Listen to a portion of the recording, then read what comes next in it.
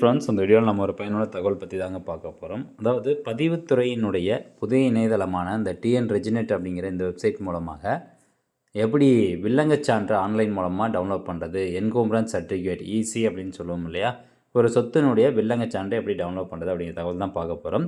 So ஏற்கனவே பழைய வெப்சைட்டில் வந்து நிறைய பேர் வந்து டவுன்லோட் பண்ணியிருப்பீங்க. இது புது வெப்சைட்டு, அதாவது டிஎன் ரெஜினெட்டே தான், பட் அதனுடைய இன்டர்ஃபேஸ் எல்லாமே கொஞ்சம் மாற்றிருக்கிறாங்க. நிறைய ஆப்ஷன்ஸ்லாம் அதை வந்து கொண்டு வந்திருக்காங்க. இந்த வெப்சைட்டை பற்றின ஒரு பேசிக் வீடியோ இருக்குன்னு நம்ம சேனலில் போட்டிருக்கோம். இந்த வீடியோக்கான லிங்க் டிஸ்கிரிப்ஷனில் இருக்குது, தேவைப்படும் கிளிக் பண்ணி பார்த்துக்கலாம் எந்த மாதிரியான புது ஆப்ஷன்லாம் இன்ட்ரடியூஸ் பண்ணியிருக்காங்க அப்படின்னு. இப்போது ஒரு சொத்தினுடைய வில்லங்கச் சான்றிதழ் பார்க்குறதுக்கு இங்கே பாருங்கள், சேவைகள் அப்படின்னு இருக்கும் ஹோம் பேஜில். இதில் மின்னணு சேவைகள் அப்படின்னு இருக்கும். அதில் இருந்து அப்படிங்க வந்தீங்கன்னா வில்லங்கச் சான்று அப்படின்னு இருக்கும். நெக்ஸ்ட்டு வில்லங்கச் சான்று விவரம் பார்வையிடுதல். ஸோ இதில் இப்போ புதுசாக ஒரு அப்டேட் வந்து கொண்டு வந்திருக்காங்க இந்த வில்லங்கச் சான்று பார்க்குறதுல. இதுக்கு முன்னாடி சொத்து வாரியாக தேடல் அப்படின்னு கொடுத்துருப்பாங்க. பட் இப்போ ஆவண எண் வாரியாக தேடல் அப்படிங்கிற ஆப்ஷனும் கொண்டு வந்திருக்கிறாங்க. இங்கே பாருங்கள், அந்த ஆப்ஷன் கிளிக் பண்ணோன்னே சொத்து வாரியாக தேடுதல், அதுக்கப்புறம் ஆவண எண் வாரியாக தேடுதல் அப்படிங்கிற 2 ஆப்ஷன் இருக்குது. சொத்து வாரியாக தேடுதல் அப்படின்னா புல எண் வாரியாக இதில் ஒரு 3 ஆப்ஷன் கொடுத்துருக்காங்க. இதில் எதுனா ஒரு டீட்டெயில்ஸ் வச்சு அந்த சொத்தினுடைய வில்லங்கச் சான்றை நீங்கள் டவுன்லோட் பண்ணலாம். அதாவது புல எண் வாரியாக டவுன்லோட் பண்ணலாம், இல்லை வில்லங்கச் சான்று பார்க்கலாம். மனை அல்லது அடுக்குமாடி குடியிருப்பு வாரியாக அந்த சொத்தினுடைய வில்லங்கச் சான்று பார்க்கலாம். வார்டு அல்லது பிளாக் வாரியாக வில்லங்கச் சான்று வந்து பார்க்கலாம். இது சொத்து வாரியாக தேடுதல்.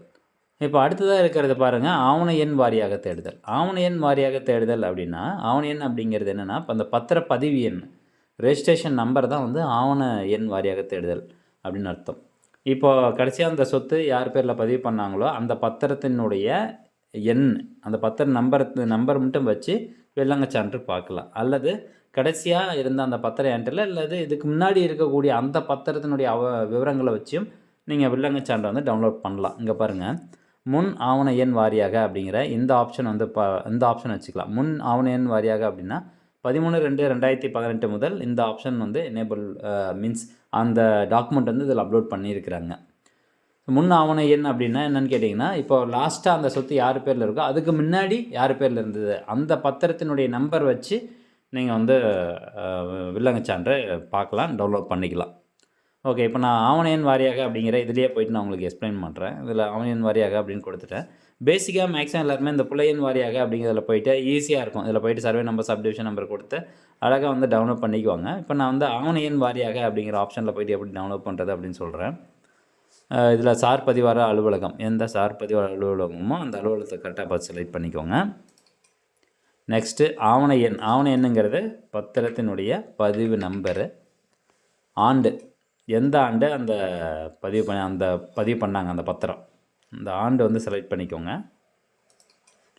அடுத்தபடியாக ஆவணத்தினுடைய வகைப்பாடு, முறைப்படியான ஆவணமாக, கடன் உத்தரவா, குறிப்பான நகலா, நீதிமன்ற உத்தரவுகளா, தீர்வளிப்பா. ஸோ இந்த ஆப்ஷன் கரெக்டாக செலக்ட் பண்ணிக்கோங்க. முறைப்படியான ஆவணம், கிரையப்பத்திரம், முறைப்படியான ஆவணம்.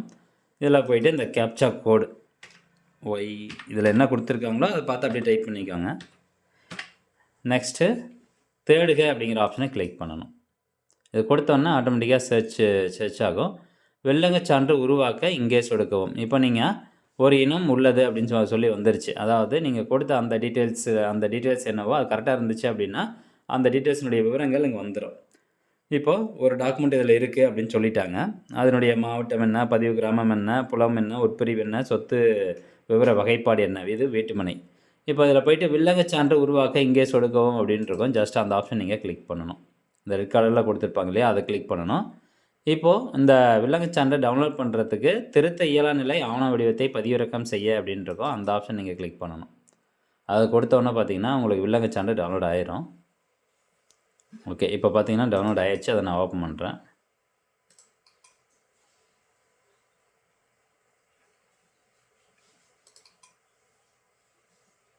ஓகே, இதாங்க அந்த வில்லங்கச் சான்று. நம்ம எந்த டேட்லேருந்து கொடுத்தோமோ அந்த டேட்லேருந்து உங்களுக்கு வந்திருக்கும். 1999 இந்த ஆவணம் வந்து பதிவு பண்ணியிருக்கிறாங்க. ஸோ இந்த மெத்தட் மூலமாக நீங்கள் ஒரு சொத்தினுடைய வில்லங்கச் சான்று ஈஸியாக டவுன்லோட் பண்ணிக்கலாம். அதுக்கப்புறமா பார்த்தீங்கன்னா இந்த சொத்து யாருக்கும் இன்னும் கை மாறல, ஒருத்தர் பேர்லேயே தான் இருக்குது. அதனால் ஒரே ஒரு ஆவணம் மட்டும் காமிக்குது. ஸோ இந்த மெத்தட் பயன்படுத்தி நீங்கள் ஈஸியாக வில்லங்கச் சான்று வந்து டவுன்லோட் பண்ணிக்கலாம். ஓகே ஃப்ரெண்ட்ஸ், மீண்டும் அடுத்த ஒரு நல்ல பதிவில் சந்திக்கலாம். அதே மாதிரி இதில் ஏதாவது சந்தேகம் இருக்குது அப்படின்னா கமெண்ட் செக்ஷனில் கமெண்ட் பண்ணுங்கள், அல்லது செப்பரேட்டாக நான் ஒரு வீடியோ வந்து போடுறேன். மீண்டும் அடுத்த ஒரு நல்ல பதிவில் சந்திக்கலாம். நன்றி, வணக்கம்.